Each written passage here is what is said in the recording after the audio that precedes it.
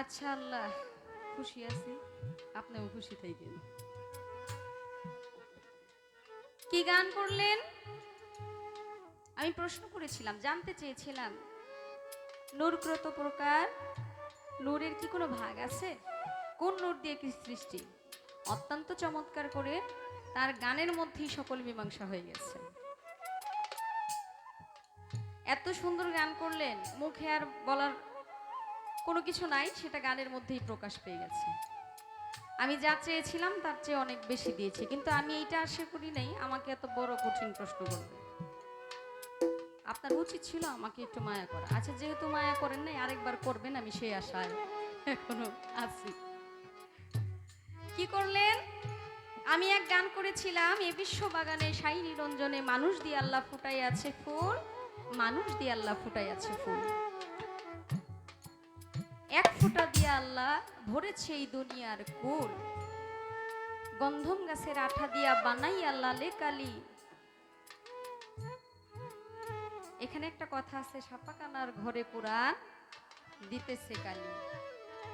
তো উনি বললেন 3 ফোঁটা দিয়া, 1 ফোঁটা দিয়া বানাইলো হলো মানুষ, আমরা ভরে গেছি। আর 1 ফোঁটা আপনারা বুঝার বাকি নাই, সবাই আপনারা বুঝেন, এটা নারীদের একটা বিষয়, এটাও আমার বাবাজান বলে গেছে। এখন বলতেছে আমরা পাথরের মধ্যে, আসাউদ পাথরের মধ্যে চুম্বন করতে করতে, এই পাথর ছিল সাদা, জ্ঞানীজনরা বলে এটারে চুম্বন করতে করতে নবীর উম্মত যারা, তারা এটারে কালো করে ফেলছে, সকল পাপ যায় ওটার মধ্যে ঢুকছে, এর জন্য পাথর কালো হয়ে গেছে। তাহলে এখন কোরআনের কালি যেখানে ছাপা হইতেছে, ছাপা বই ঘর যেখানে কোরআন ছাপা হইতেছে, সেখানে লাল কালিটা কালো হইল কেমবে বাবা, একটু বললেন তো। আরে বাপরে, এইটা তো ইমন্দি, এইটা কিন্তু হোমন্দি না। এক লোক মেয়ে বিয়ে দিছে, হইল জামাই থাকে বিদেশ। আমার কথা শুনতেছেন, বুঝতেছেন, কষ্ট হইতেছে না তো? এখন মেয়ের জামাই যে বিদেশ থাকে, বউর কাছে চিঠি পাঠাইছে, বিবি আমি তো দেশের বাহিরে আসছি, তোমার জন্য কি কি আনতে হইব আমার একটু জানাই দিও, পিয়ন সাহেবের সাথে আমি চিঠির মধ্যে সব লিখা দিছি, তুমি ভালো আছো তো, তুমি নিজের খেয়াল রাখো, পোলাপানগুলোরও দেখো, আর চিন্তা করো না, আমি দেশে আসার সময় তোমার জন্য অনেক কিছু নিয়ে আসবো, একটু দেরি হইব আর কি। তো লোকের নাম হইল একটা, এখন নাম যে লিখছে উপর দিয়া তো টিকার দিতে মনে নেই। এখন পিউন সাহেব আইসা বলতেছে, এই এলাকায় হোমন্দি কে আছেন? হোমন্দি আসেননি কেউ? হোমন্দি।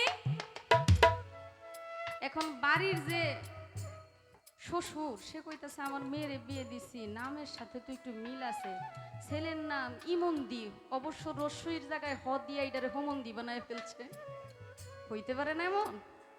কয় ভাইজান একটু এদিকে আনেন তো, ছেলে থাকে কোথায়? কয় থাকে হইল ইটালি। কয় আর কি কি লেখছে? সব ঠিকানায় মিলে দেখে রস্যইর জায়গায় হ লেখাতে ইমন্দির জায়গায় হোমন্দি হয়ে গেছে। এই কথাটা বলতাম না, এই কথাটা এই কারণেই বললাম, আমার বাজান যেই কোরআনের কালি মনে করতেছে, আসলে কোরআনের কালি কিন্তু ওইটা না। ওইটা আপনি যে কলম দিয়ে কোরআন লেখা হয় সেই কোরআনের কথা বলা হয় নাই, আমরা যেই কোরআন শরীফ পাঠ করি সেই কোরআনের কথা বলা হয় নাই। এখানে কবি একটু পেজ দিয়া বলছেন এইটা হইল দেহ কোরআন।